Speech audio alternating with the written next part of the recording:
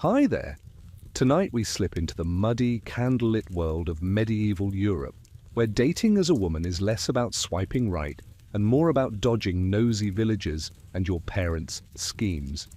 Picture yourself in a thatched roof village, the air thick with wood smoke and the faint whiff of livestock.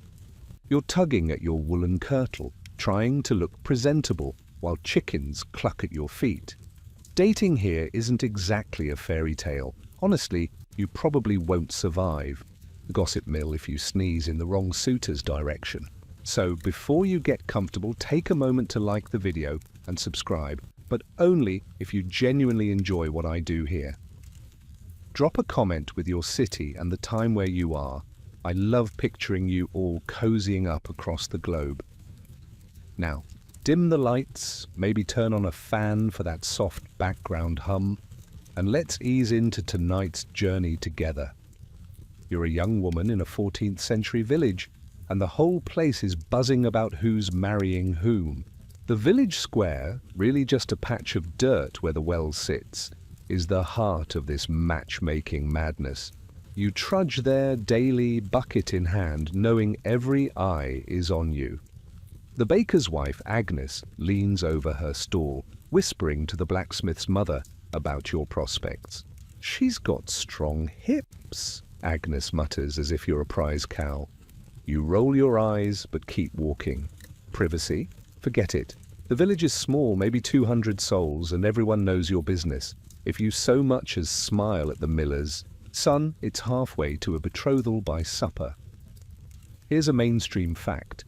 Marriage in medieval Europe was a cornerstone of social order, especially for women, who were expected to wed and produce heirs to secure family alliances. Most women married young, often between 15 and 20, because life expectancy hovered around 40 and nobody had time to waste.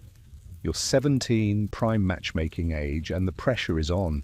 Your parents want you settled, preferably with someone who owns a plough or a few goats. Love? That's a bonus, not a requirement. You overhear your mother haggling with a neighbor about a potential match, and you're half tempted to hide in the hayloft. Now for the quirky tidbit. Some villages had a marriage market vibe, where eligible women were paraded during festivals or church feasts, sized up like apples at a fair. In parts of England, young women wore their best kirtles, those long, fitted dresses, and stood near the churchyard, hoping to catch a suitor's eye. You're there, fidgeting with your braid, while a gaggle of lads appraises you from afar. It's mortifying, like being on medieval Tinder with no escape button. You mutter under your breath, "If I trip in this mud, I'm blaming Agnes." Historians still argue whether these village matchmakings were empowering or oppressive for women. Some say you had a smidge of agency. Maybe you could nudge your parents toward a suitor you fancied. Others insist you were a pawn in a game of land and livestock. Either way, you're stuck navigating this gossip-fueled gauntlet. You spot Thomas, the cooper's apprentice, lingering by the well. He's shy with a lopsided grin, and you've caught him staring before. You give him a quick glance, then look away. Too much eye contact, and the baker's wife will have you married by Sunday. The village isn't just a stage for romance. It's a pressure cooker. You haul water, knead bread, and mend clothes, all while dodging questions about your marital status. Still unwed? The priest asks at confession, as if it's a sin. You bite your tongue, tempted to say, "Ask the sheep, they're better company."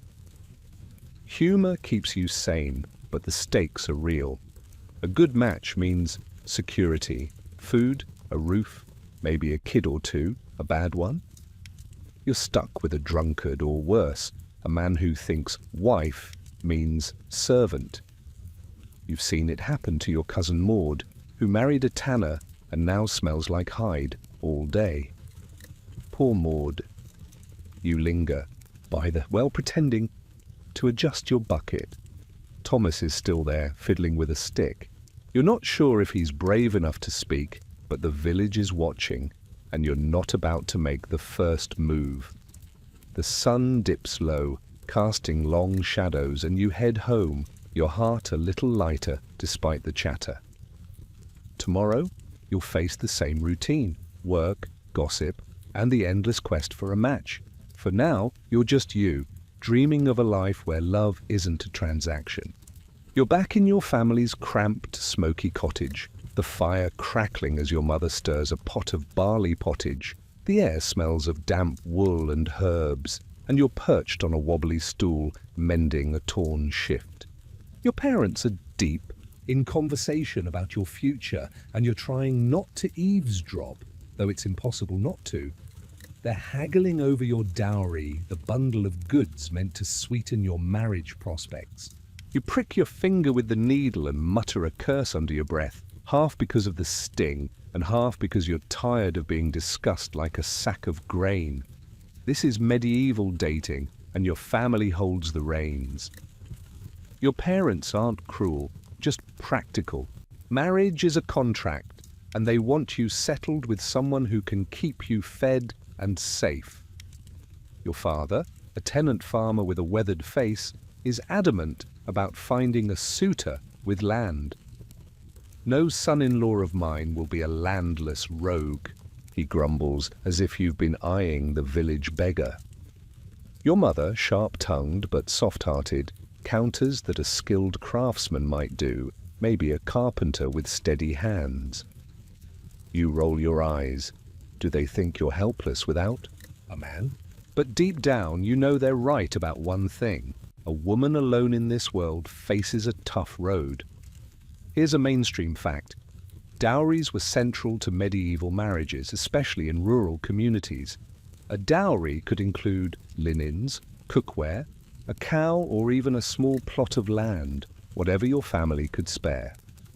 It was your ticket to a match, proof you wouldn't be a burden. You're lucky.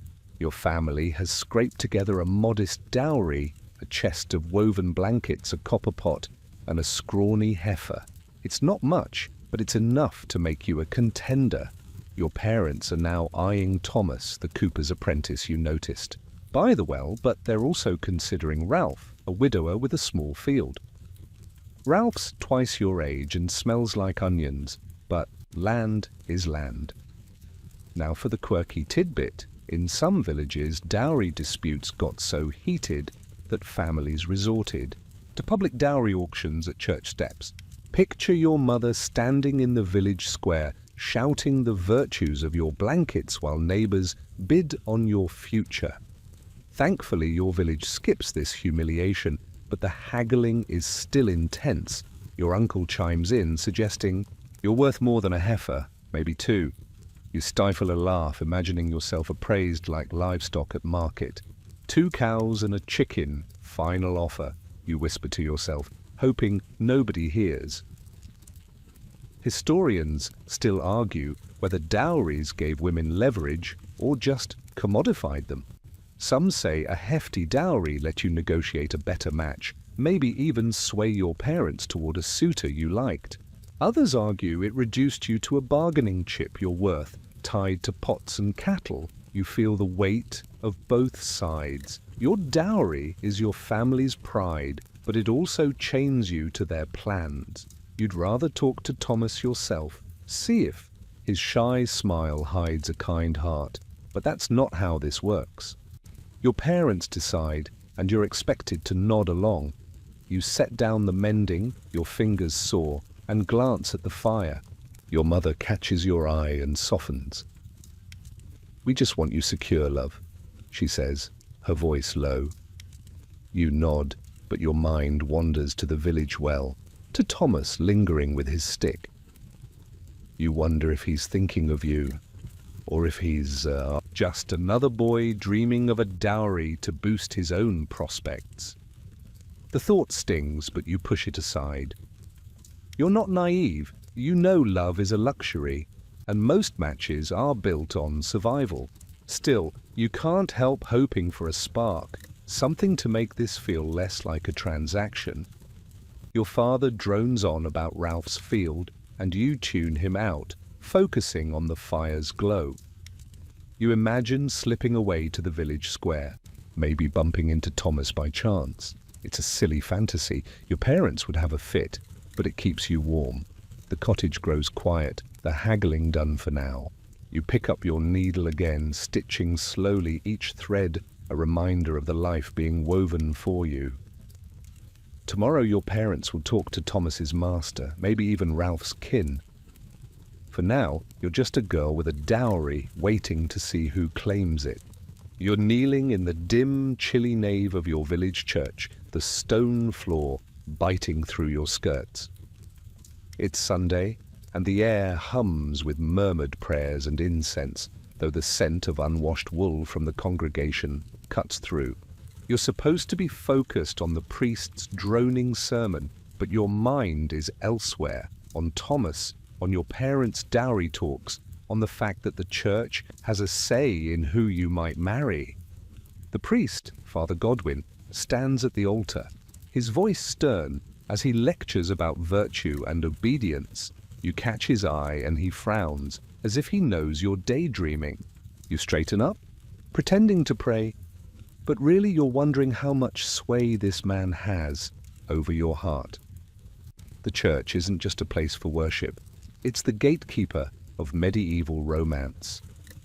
Father Godwin and his ilk hold power over marriages, and you're painfully aware of it.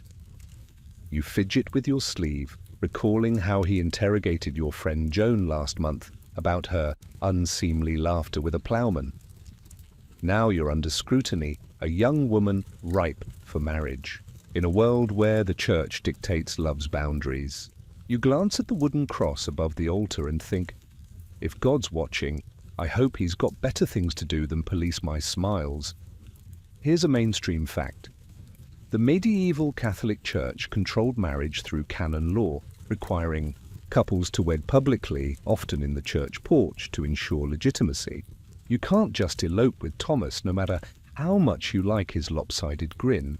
The church demands bans. Public announcements read 3 Sundays in a row to prevent secret unions or bigamy. You imagine Father Godwin reading your name alongside Thomas's, the whole village whispering. It's thrilling but terrifying, because if the priest objects, say, if Thomas's family owes tithes, you're out of luck. Now for the quirky tidbit, in some regions, priests moonlighted as matchmakers, nudging couples together to keep the village orderly. Father Godwin fancies himself a love guru, always praising pious lads like Edmund, the sacristan's nephew, who smells like candle wax and recites psalms at every feast. You caught Edmund staring at you during Mass, and Father Godwin gave you a knowing nod. You'd rather marry a goat than pious Edmund, but saying so would land you in hot water. You stifle a giggle, picturing Edmund proposing with a hymn book. Lord, give me strength, you mutter, earning a glare from the widow beside you. Historians still argue whether the church's grip empowered women or boxed them in. Some say canon law protected you, ensuring consent was required for marriage. Nobody could force you to say, I do. Others point out the church's obsession with chastity and obedience left you little room to maneuver. You feel the tension every time Father Godwin speaks. Consent sounds nice, but when your family and village expect you to marry, and the priest is pushing Edmund, how free are you really? You bow your head, pretending to pray, but you're plotting how to steer clear of the sacristan's nephew. You shift on the cold floor, your knees aching. The sermon drags on, something about purity, but you're distracted by a memory of Thomas at the well. You wonder if he's here, sitting with the menfolk at the back. You don't dare turn around. Father Godwin would notice, and you'd get a lecture on vanity. The church's rules feel like a net, tightening around your choices. You're not allowed to flirt openly, lest you're branded a harlot. You're expected to be meek, but not so meek you miss a match. It's a tightrope, and you're wobbling. Mass ends, and you file out into the churchyard, the sun a pale disk in the misty sky. Father Godwin lingers by the door, eyeing the crowd. You keep your head down, avoiding Edmund, who's loitering nearby with a hopeful look. You spot Thomas across the yard, talking to his master, and your heart skips. You want to wave, but the priest's gaze stops you. For now you're a dutiful daughter, navigating the church's rules and your own quiet hopes. You pull your cloak tighter and head home, the weight of Father Godwin's sermon trailing you like a shadow. You're sitting by the hearth in your family's cottage, the fire's glow dancing on the rough walls as you card wool, pulling the fibers into neat strands. Outside, the village is quiet, save for the distant bark of a dog.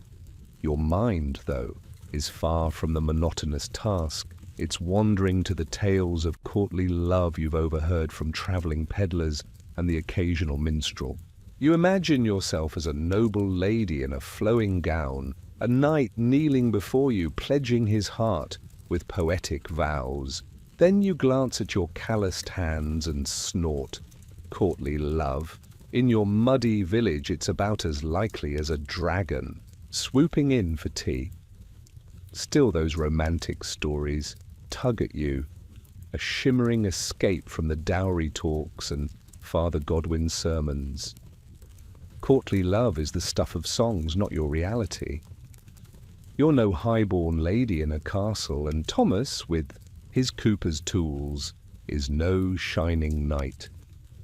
Yet those tales, whispered at market stalls or sung at harvest feasts, have you daydreaming. You picture a world where love is grand, where a man woos you with words, not a plough or a heifer. Your sister, mending a sock nearby, catches your far-off look and teases, dreaming of princes again. You toss a wool clump at her, grinning. Better than dreaming of Ralph's onions, you retort. And you both dissolve into giggles, the kind that makes your mother shush you from across the room. Here's a mainstream fact. Courtly love, popularized in 12th century Europe, was a literary and cultural ideal, especially in noble courts. It celebrated chaste, idealized devotion, where knights performed heroic deeds for unattainable ladies, often married ones. Think Lancelot and Guinevere, their love forbidden, but sung by troubadours. You've heard snippets of such tales, maybe, from a minstrel at last year's fair, strumming a lute and singing of a knight's longing. It's intoxicating, but you're stuck in a village where romance means a sturdy husband, not a lovesick poet. You sigh, carding wool faster, wishing for a hint of that grandeur. Now for the quirky tidbit. Some village women mimicked courtly love in their own way, exchanging tokens like ribbons or carved wooden combs with sweethearts. You heard about a girl in the next parish who gave her suitor a lock of hair tucked in a scrap of cloth. You toy with the idea of slipping Thomas a braided cord from your kirtle, but the thought makes you blush. What if he laughs? Or worse, what if Agnes, the baker's wife, spots it and spreads the tale? You imagine her cackling, "She fancies herself a lady now." You shake your head, muttering, "Stick to wool, not daydreams." Historians still argue whether courtly love influenced ordinary women like you, or was just aristocratic fantasy. Some say it trickled down, giving village girls a romantic lens to view their crushes. Maybe you see Thomas as your knight when he fixes a barrel. Others argue it was irrelevant, a noble game far removed from your practical world of dowries and chores. You feel the pull of both. The stories make your heart race, but your reality is the wool in your hands, the parents planning your match, the church watching your every move. Courtly love is a pretty lie, and you're not sure you believe it.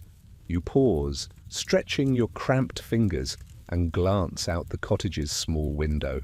The stars are out, faint through the haze. You wonder if Thomas ever thinks of you the way knights supposedly thought of their ladies, obsessively, poetically. Probably not. He's likely fretting over barrel staves. You smile at the thought, finding it oddly comforting. Maybe you don't need grand gestures. Maybe a shy glance at the well is enough. Your sister hums a tune, one of those minstrel songs about a lady's favor, and you join in softly, letting the melody carry your dreams. For now, you're caught between fantasy and reality, a village girl with a heart full of stories. You're trudging through a muddy field, the hem of your kirtle heavy with damp earth, a basket of turnips slung over your arm. The sun is barely up, painting the sky a watery grey, and the air smells of wet grass and manure. You're a peasant woman, and your days are filled with labour, sowing, weeding, hauling, leaving little time for the romantic daydreams of courtly love you indulged by the hearth. But even here, in the endless grind of village life, there's room for stolen moments. You glance across the field where Thomas is helping his master mend a fence. He catches your eye, offers a quick nod, and you feel a flutter, though you're quick to look away. Flirting in a medieval field is a risky game, with every neighbour watching like hawks. Life as a peasant means you're always under scrutiny. You work alongside other women, bent over rows of cabbages, their chatter a mix of gossip and complaints about sawbacks. "Saw you eyeing that cooper's lad," your friend Marjorie whispers, her grin sly. You elbow her, muttering, "Mind your own turnips." But she's right, you're smitten, and it's hard to hide when the village is a fishbowl. You keep your head down, digging in the dirt, but your mind is on Thomas. Is he bold enough to speak to you, or will he just keep nodding from afar? You're not sure which makes you more nervous. Here's a mainstream fact. Peasant women in medieval Europe, like you, made up the backbone of rural economies, working fields and households, while navigating social expectations around marriage. Most of your labor, planting, harvesting, spinning, directly supported your family's survival, but it also shaped your marriage prospects. A hard-working woman was a prize, dowry or not. You're strong from years of hauling water and kneading dough, and you know it's one reason your parents think you'll fetch a decent match. Thomas's master has even remarked on your steady hands, which you hope Thomas overheard. Now for the quirky tidbit. Some peasant women used fieldwork as a covert flirting ground, dropping handkerchiefs or lingering near a suitor's work area to spark a chat. You've heard tales of girls accidentally leaving a woven bracelet near a lad's plough, a subtle signal. You're tempted to try it, maybe drop a sprig of lavender near Thomas's fence, but the thought makes you cringe. What if he steps on it? Or worse, what if Margaret sees and blabs to the whole village? You imagine her crowing. She's throwing flowers at him now. You stifle a laugh, pretending to fuss with your basket, but the idea lingers. Historians still argue whether peasant women had more romantic freedom than nobles, given their looser social constraints. Some say you could flirt more openly, away from the church's prying eyes, using the chaos of fieldwork to your advantage. Others argue the village's gossip mill was just as stifling, with every glance dissected. You feel both sides. Out here, you can exchange a look with Thomas without Father Godwin looming, but Marjorie's teasing reminds you there's no real privacy. You're free to feel, but not to act, not without risking your reputation. You shift the basket to your other arm, your shoulders aching. Thomas is still at the fence, hammering a post, his sleeves rolled up. You admire his focus, the way he brushes sweat from his brow. For a moment, you imagine walking over, offering him water from your flask. But you hesitate. The other women are too close, and you're not brave enough to spark gossip. Instead, you turn back to your turnips, pulling them from the earth with a satisfying tug. The rhythm soothes you, each root a small victory. You'll see Thomas at a church or the well, maybe steal another glance.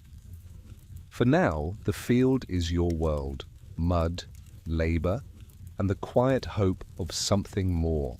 You're standing in the shadowed hall of a stone manor, the air heavy with the scent of beeswax candles and polished wood. You're not in your village anymore. Your family's modest dowry and a stroke of luck have landed you here, a noblewoman's, attendant in a lord's household. The world of noblewomen is a far cry from your muddy fields, but dating? It's no less complicated. You smooth your borrowed gown, its fine wool itching your skin, and watch Lady Eleanor, your mistress, glide past, her face composed but her eyes restless. She's betrothed to a knight from a neighboring fief, a match sealed by her father to secure an alliance. You're here to pour her wine and hold her secrets, but you can't help wondering, is this gilded cage any better than your village's gossip mill? As an attendant, you see the machinery of noble romance up close. Lady Eleanor's betrothal isn't about love. It's a chess move, tying two families' lands and loyalties.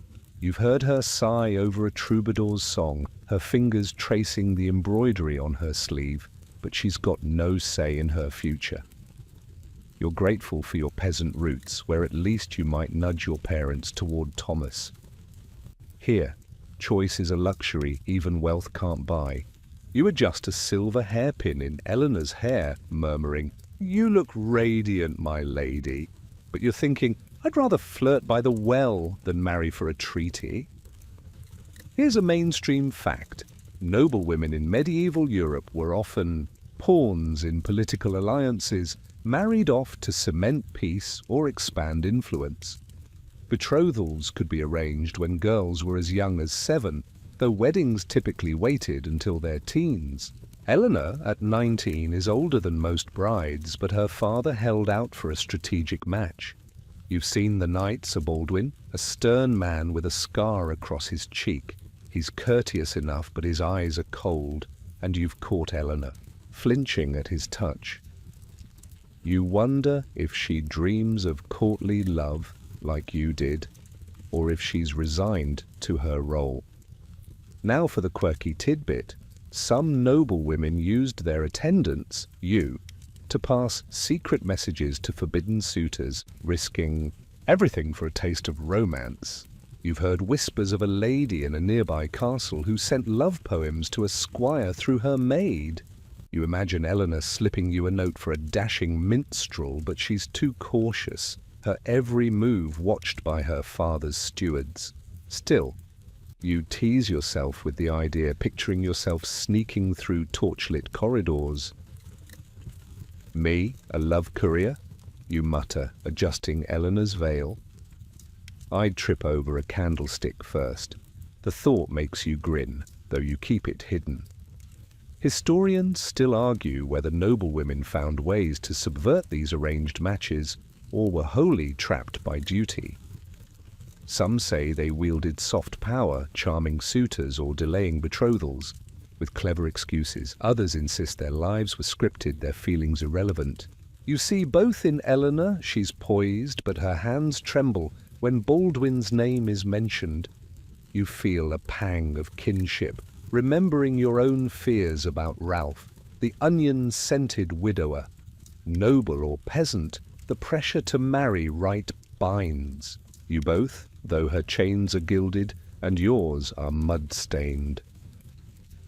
You follow Eleanor to the great hall, where a feast is underway. The air buzzes with lute music and the clink of goblets, but you're alert, pouring wine and dodging the stewards. Glare. Baldwin is there, seated beside Eleanor, his voice booming about a recent hunt. You catch her stealing glances at a young squire across the table, his smile softer, warmer. Your heart quickens. Does she fancy him? You want to whisper, "Be careful, my lady," but you hold your tongue. For now, you're just an observer, a peasant girl in a noble world, watching love and duty collide. You think of Thomas, his shy nod in the field, and hope your own path holds more freedom. You're weaving through the bustling village market, the air alive with the tang of fresh bread, fish and sweat. Stalls line the dirt path, piled with apples, coarse cloth, and pots clanging in the breeze. You're here to barter for salt, a small pouch of coins tucked in your kirtle, but your eyes are scanning the crowd for something or someone else.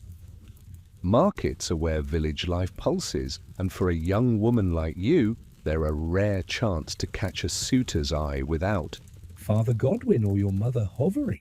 You spot Thomas across the square, haggling over a bundle of oak staves. Your heart does a little jig, but you play it cool, adjusting your basket and pretending to inspect a turnip.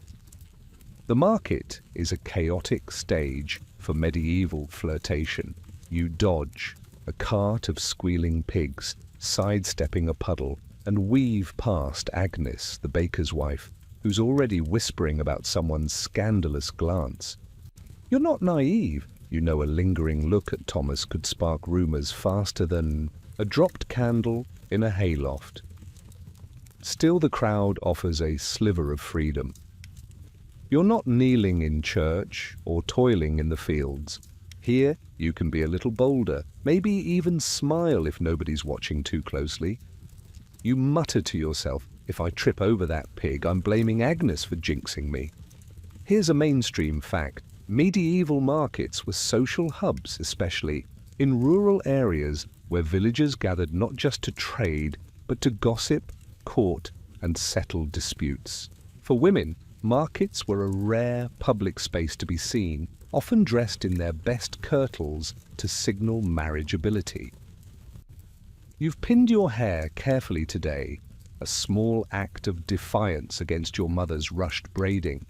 You're not vain, but you know a neat appearance might catch Thomas's eye, or at least make Ralph, the onion-scented widower, think twice.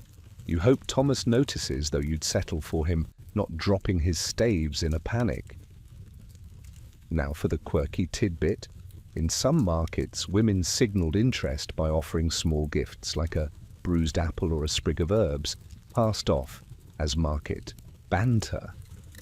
You've heard of a girl in a nearby village who slipped a suitor a clove-stuffed orange, a bold move that had the whole market buzzing. You're tempted to try something similar. Maybe hand Thomas a sprig of rosemary from your basket, claiming it's for his barrels. But the thought makes your palms sweat. What if he just blinks at you? Or worse, what if Agnes catches wind and declares you a lovesick fool? You chuckle, imagining her shouting, "Rosemary for romance?" She's lost her wits. Historians still argue whether markets gave women like you real agency or just a fleeting illusion of it. Some say these public spaces let you test the waters, dropping hints to suitors without committing. Others argue the ever-present gossip, "Hello, Agnes," kept you on a tight leash, your every move judged.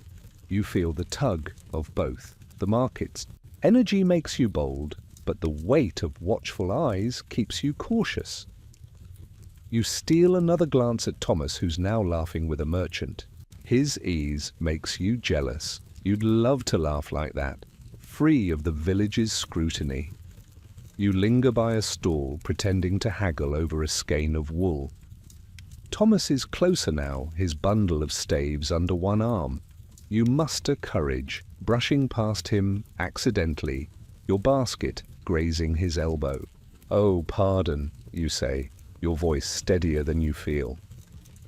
He turns, his lopsided grin flashing, and mumbles, "No harm done?" Your heart races, but Agnes is nearby, her eyes sharp.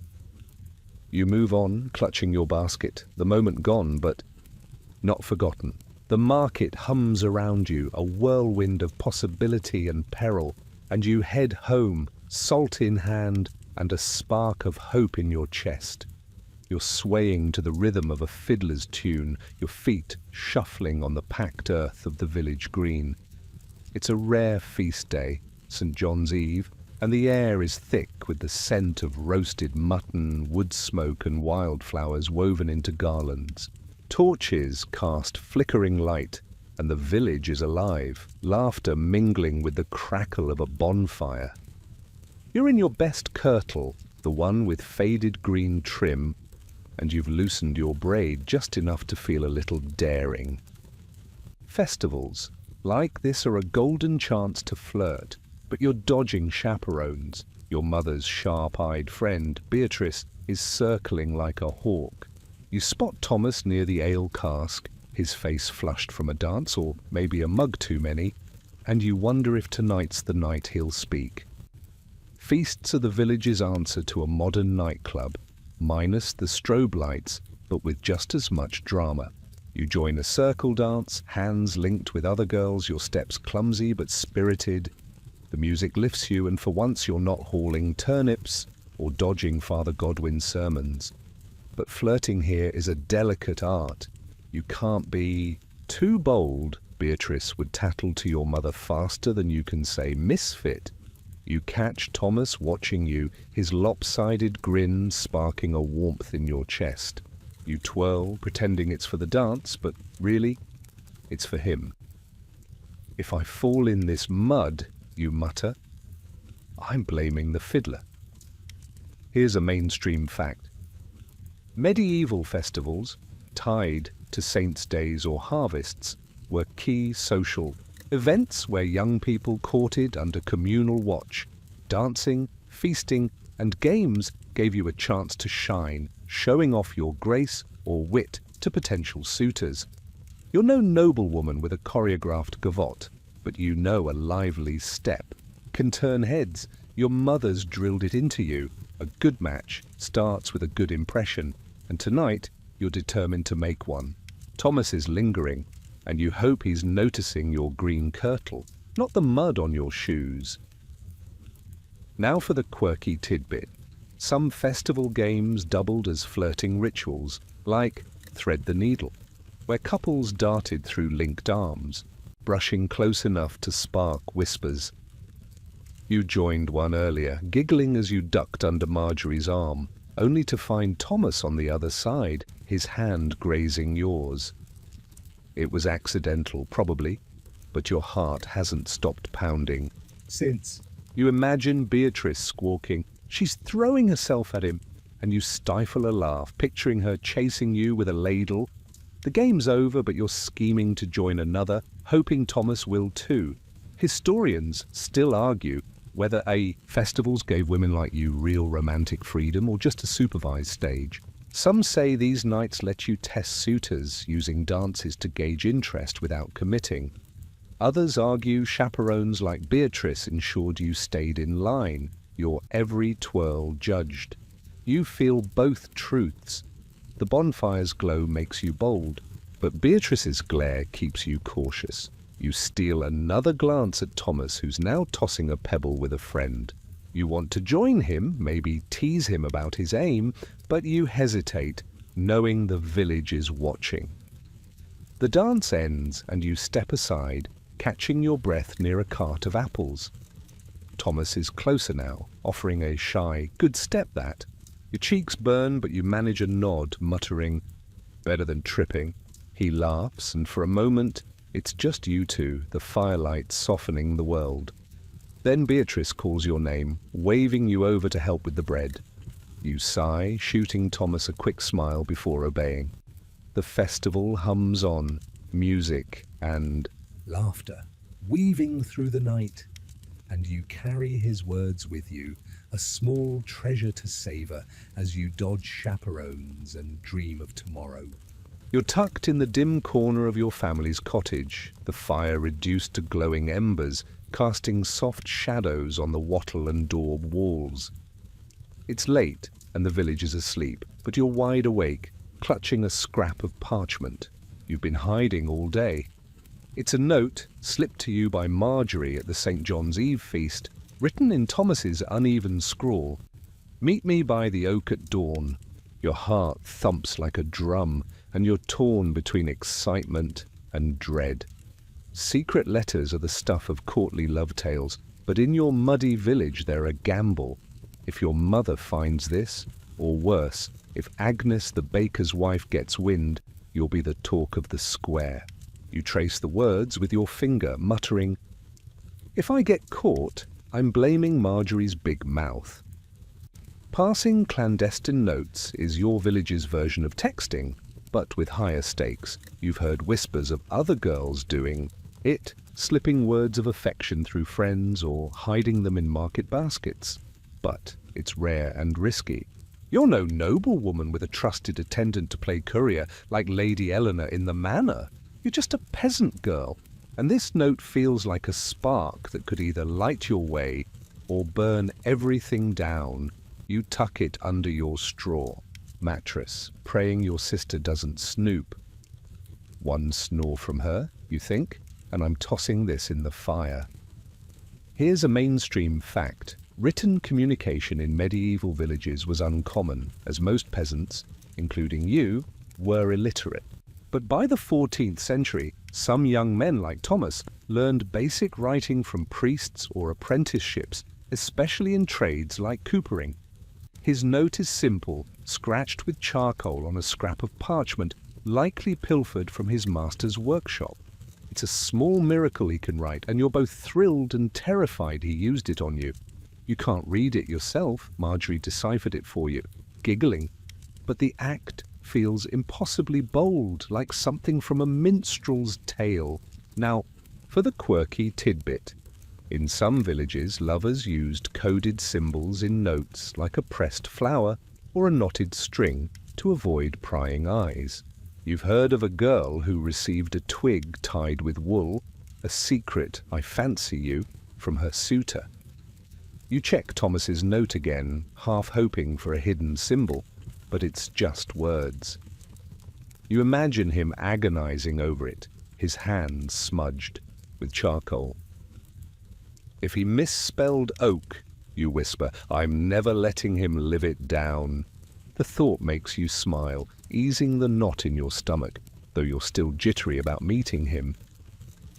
Historians still argue whether secret letters gave women like you agency or just invited trouble. Some say they let you carve out private spaces, defying the village's watchful eyes. Others argue they were a trap, tying you to scandal if discovered. You feel both sides keenly. The note is a thrill, proof Thomas sees you as more than a dowry, but it's also a weight. If Beatrice, your mother's chaperone friend, catches you sneaking to the oak, you'll face a tongue-lashing, or worse, a forced match with pious Edmund.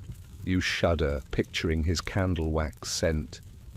You lie back, the straw creaking under you, and stare at the ceiling's dark beams. Dawn is hours away, but your mind races. What does Thomas want? A confession? A stolen moment? You imagine standing under the oak, the morning mist curling around you, his lopsided grin making you forget the risk. But then you picture Agnes's smirk, spreading gossip like wildfire. You clutch the note tighter, its edges crinkling. For now, it's your secret, a fragile bridge between your heart and his. You close your eyes, willing sleep to come, but all you see is the oak, Thomas waiting, and the village ready to pounce. You're standing in the village churchyard, the morning mist clinging to your kirtle as you fidget with a sprig of rosemary tucked in your sleeve.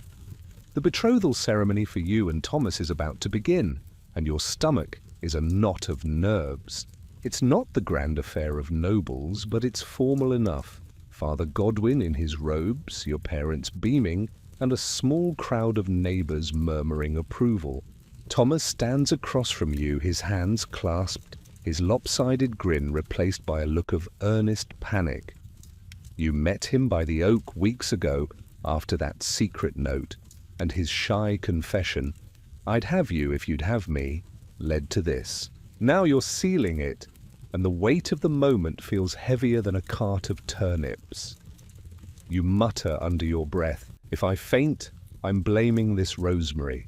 Betrothal ceremonies are the village's way of making promises official. a step shy of marriage but binding all the same. You're not exchanging rings, that's for rich folk, but you'll clasp hands, swear oaths, and let Father Godwin bless. The match. Your dowry, that chest of blankets and scrawny heifer, is on display nearby, a reminder of the deal struck between your families. You glance at Thomas, hoping he's as nervous as you, and catch him wiping his palms on his tunic. Good. At least you're not alone in this awkward dance. Here's a mainstream fact. Betrothals in medieval Europe were legally binding contracts, often more practical than romantic, cementing alliances and economic ties. For peasants like you, they were public events held at the church door or in the yard to ensure community approval. You're 17, Thomas is 19, and your match is sensible, his. Cooper's trade promises stability. Your dowry adds a cow to his master's herd. The village expects you to produce children and keep the cycle going. You feel the pressure, but Thomas's quiet, "I meant it" by the oak lingers in your mind, softening the transaction. Now for the quirky tidbit. Some betrothal ceremonies included odd customs like exchanging small gifts of bread or ale to symbolize shared sustenance. Your mother insisted on baking a loaf for Thomas, studded with herbs for luck. You handed it to him earlier, your face burning as Agnes smirked from the crowd. "Bread for love, eh?" she whispered to Beatrice, loud enough for you to hear. You imagine retorting, "Better than your stale buns, Agnes," but you bite your tongue. The loaf sits on a table now, a humble token, and you hope Thomas doesn't drop it during the oaths. Historians still argue whether betrothals gave women like you a voice or just locked you into family plans. Some say you could refuse a match, as canon law required consent, but others point out social pressure, your parents' hopes, the village's expectations, made saying no near impossible. You felt it when your father praised Thomas's trade, your mother fussing over your kirtle. You like Thomas, his steady hands and shy humour, but this moment feels less like choice and more like a current carrying you forward. You're glad it's him, not Ralph or Pious Edmund, but the rosemary in your sleeve feels like a plea for courage. Father Godwin clears his throat, signalling the start. You step forward, your shoes sinking into the damp grass, and take Thomas's hand. His palm is warm, calloused, and you squeeze it, half for reassurance, half to keep from bolting. The priest drones about duty and fidelity, but you're focused on Thomas's eyes, searching for the boy who met you at dawn. The crowd murmurs, your mother sniffles, and you swear your oath, voice steady despite your racing heart. The blessing. Done, you release his hand, the village clapping. You're betrothed, one step from a life together, and you're not sure whether to laugh or cry. You're sitting on a low stool in your family's cottage, the familiar scent of wood smoke and damp wool wrapping around you as you card wool with practiced hands. The fire crackles, but your mind is elsewhere, drifting to the betrothal ceremony. That's still fresh in your memory. Thomas's warm hand, the rosemary sprig, Agnes's smirk. You're promised to him now, but the village is buzzing with talk of another path. The convent. Your cousin Joan took vows last year, trading marriage for a nun's veil, and your mother's been dropping hints that it's an option if you lose your nerve. You snort at the thought, imagining yourself in a wimple, praying 6 times a day. "I'd rather herd goats," you mutter, then glance around, hoping nobody heard. The convent looms as a shadowy escape for women like you, a way to dodge unwanted matches or family pressure. You've seen the nuns at church, their faces, serene but distant, and you wonder if Joan's happy or just hiding. The idea of sidestepping marriage, Ralph's onions, or even Thomas's barrels has a strange appeal. But it's not freedom, not really. You'd trade your kirtle for a habit, your village for stone walls, and your daydreams for endless psalms. You pause, a clump of wool tangling in your fingers, and picture Thomas's lopsided grin. Could you really give him up for a life of silence? Here's a mainstream fact. Convents in medieval Europe offered women an alternative to marriage, especially for those who couldn't afford dowries or faced coercive matches. By the 14th century, many nunneries housed not just devout women but also daughters sent by families to save face or secure divine favor. You're no noble with a rich dowry to gift a convent, but Father Godwin has mentioned a small nunnery nearby, always seeking pious girls. Your parents could send you there if Thomas's master backs out, or if gossip, like Agnes catching wind of that oak tree meeting, taints your name. You shudder, hoping it never comes to that. Now for the quirky tidbit. Some women use the threat of convent life as leverage, hinting they'd take the veil to sway parents toward a preferred suitor. You've heard of a girl in the next village who faked a vision of St. Catherine to avoid a lecherous merchant, only to marry her sweetheart instead. You grin, imagining yourself clutching a rosary and declaring, "God calls me unless Thomas does first." Your sister, mending nearby, would laugh herself sick. It's tempting, but you're not that bold yet. The wool slips and you curse softly, blaming St. Catherine for your clumsiness. Historians still argue whether convents were empowering refugees or gilded prisons for women. Some say they gave you agency, a rare space to study or lead without, a husband's oversight. Others argue they were dumping grounds, trapping women in rigid routines under the church's thumb. You feel the pull of both. The convent could spare you from a bad match, but it's a one-way door. Once you're in, there's no flirting by the well, no dances at St. John's Eve. You think of Joan, her letters rare and formal, and wonder if she misses the village's chaos. You don't want that life, not yet. Not when Thomas's smile still lingers. You set the wool aside, stretching your cramped fingers, and glance at the fire's dying glow. Your mother's voice drifts from the other room, talking about your dowry with your father. They're committed to Thomas, but the convent talk is a reminder your future's not set in stone. You could run to the nuns if things sour, but the thought feels like surrendering. You'd rather face Agnes's gossip or Beatrice's glares than trade your hopes for a cell. For now, you're holding fast to the betrothal, to the boy by the oak, and to the life you're still weaving, one uncertain thread at a time. You're trudging along the village path, a basket of eggs balanced on your hip, the morning air crisp with frost and the earthy tang of damp soil. The betrothal to Thomas is a quiet comfort, like a warm hearth in your mind. But today, you're thinking about widows, women who've lost husbands and gained a strange kind of freedom. You pass Widow Alice's cottage, its thatch patchy but her herb garden thriving, and see her haggling with a peddler, her voice sharp and confident. Alice, widowed when her blacksmith husband died 3 winters ago, now runs his forge with a hired boy, her laughter bold enough to rival any man's.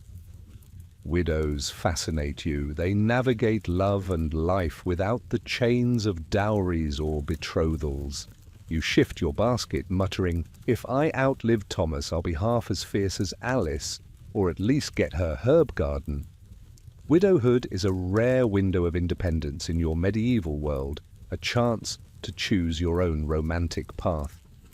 Alice, in her early 40s, flirts at market with a tinker or a passing merchant, her sly grin sparking whispers, but no shame. You've seen her wink at a peddler, her ease a world away from your nervous glances at Thomas by the oak. She doesn't need Father Godwin's nod or a dowry to court, and you can't help but envy her.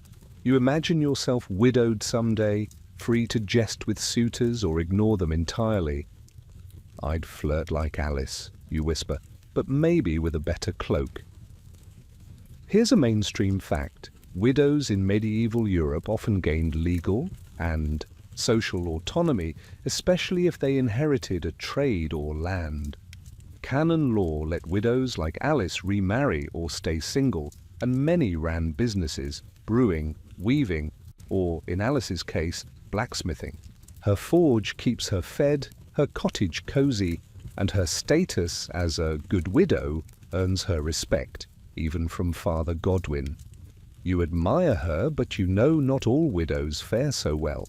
Some scrape by dependent on kin or charity. Alice's confidence is a beacon, but it's hard-won, built on years of labour and grit. Now for the quirky tidbit. Some widows became village matchmakers, steering young couples while sidestepping romance themselves. Alice loves meddling, pairing shy girls with lads at feasts, her voice booming over the fiddler's tune. Last harvest, she nudged your friend Marjorie toward a carpenter, claiming, "He's got a heart as solid as his oak." You picture her, sizing up Thomas, saying, "That Cooper's shy, but his barrels don't leak." You grin, imagining her chasing you with a hammer if you fumble your betrothal. Her matchmaking's bold, a way to stay woven into the village's pulse. Historians still argue whether widowhood was empowering or perilous for women. Some say it gave you rare control over property, trade, or your next match, unlike wives or maidens like you. Others highlight the risks, poverty, loneliness, or suspicion if you were too free. You see both in Alice. Her forge thrives, but you've heard Agnes mutter she's too brazen, as if joy is a sin for a widow. You wonder if Alice cares, or if her laughter is her armor. You hope to carry that strength, whether wed to Thomas or, years from now, standing alone like her. You linger by Alice's gate, watching her wave off the peddler with a jest. Your eggs are heavy, and you need to get home, but her defiance sparks something in you. Widowhood feels distant, but it's a reminder. Life shifts, and so might your choices. For now, you're bound to Thomas, to the village's rules, but you tuck Alice's boldness away, a seed for the future. You head on, the path crunching underfoot, your heart a little lighter, dreaming of a day you might laugh as freely as she does. You're kneeling in the herb garden behind your family's cottage, the earth cool and crumbly under your fingers as you pluck sprigs of lavender and thyme. The air hums with bees and the faint cluck of chickens, and you're brewing a plan that feels equal parts daring and foolish, a love potion. The village is full of whispers about charms to spark a suitor's heart, and with your betrothal to Thomas sealed, you're curious, maybe a little anxious, to ensure his shy glances turn into lasting devotion. You've heard Marjorie giggle about old remedies, and Widow Alice once mentioned a brew that keeps a man's eyes from wandering. You crush a lavender sprig, sniffing its sharp sweetness, and mutter, "If this backfires, I'm blaming Alice's bad advice."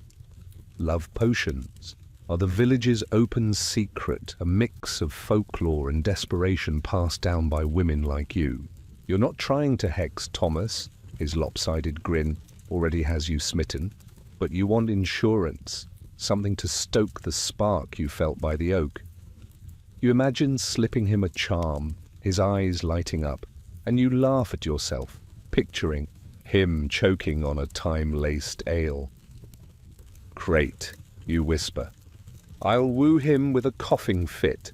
The idea's absurd, but you're intrigued, your fingers stained with herb juice as you dream of a little medieval magic. Here's a mainstream fact. Medieval Europeans, especially women, used herbal concoctions for everything from colds to courtship, blending practical medicine with superstition. By the 14th century, herb gardens like yours were common, and women were the keepers of remedies, mixing plants like rosemary or vervain to promote love or loyalty. You've helped your mother brew teas for fevers, so you know the basics. Lavender for calm, thyme for courage. A love potion is just a step further, though you're wary of the church's frown. Father Godwin would call it heathen nonsense, but you're not brewing it in his churchyard. Now for the quirky tidbit. Some love potions included bizarre ingredients like dove hearts or dew collected at dawn, believed to bind lovers' souls. You overheard a peddler at market selling moon-kissed water for charms, claiming it made men propose by the next full moon. You rolled your eyes then, but now you're wondering if a pinch of something odd, maybe crushed clover, might help. You imagine Agnes catching you stirring dew into Thomas's ale, her cackle echoing, "She's brewing love like a witch." You grin, tossing a thyme sprig into your basket, half tempted to try it just to see her face. Historians still argue whether love potions empowered women or fed into their vulnerabilities. Some say they gave you agency, letting you nudge fate in a world of arranged matches. Others argue they were a risky crutch, inviting suspicion or mockery if they failed. You feel both sides. Mixing herbs makes you feel clever, like you're weaving your own destiny, but you're nervous. What if Thomas laughs, or worse, what if it does nothing? You don't want to be the girl who bet her heart on a bad brew.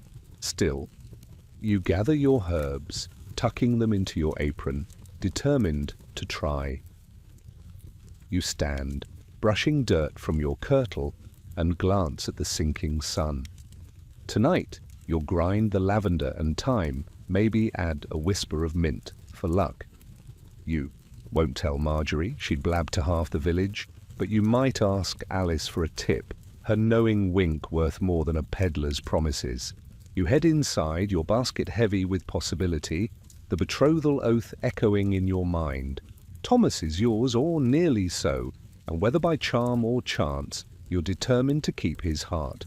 For now, the garden's quiet magic is enough, a secret spell to carry you toward tomorrow. You're hurrying along the village path, your cloak pulled tight against a sharp autumn wind, the basket of eggs you're carrying wobbling precariously. The memory of your betrothal to Thomas glows like a warm ember, but today a darker thought shadows you. Scandal. You've just overheard Agnes, the baker's wife, whispering at the well about a girl from a nearby village, caught kissing a travelling minstrel and now shunned, her family's honour in tatters. The story stings, reminding you how easily a misstep like that secret meeting with Thomas by the oak could ruin you. You grip your basket tighter, muttering, "If Agnes ever finds out about that note, I'm moving to the convent." The thought's half a jest, but the fear is real. Scandal in your village is a blade, swift and merciless, especially for women. You've seen it before, girls branded as wanton for a lingering glance or a stolen moment, their marriage prospects crushed under the weight of gossip. You're careful, always have been, but the village's eyes are everywhere. That note from Thomas, now hidden under your mattress, feels like a smouldering coal, ready to ignite if Marjorie slips or Beatrice sniffs it out. You imagine Agnes's smirk, her voice carrying across the square. She thought she was a lady with her secret letters. You shudder, wishing you'd burned the parchment after reading it. Here's a mainstream fact. In medieval Europe, a woman's reputation was her currency, tightly linked to chastity and obedience, especially for unmarried girls like you.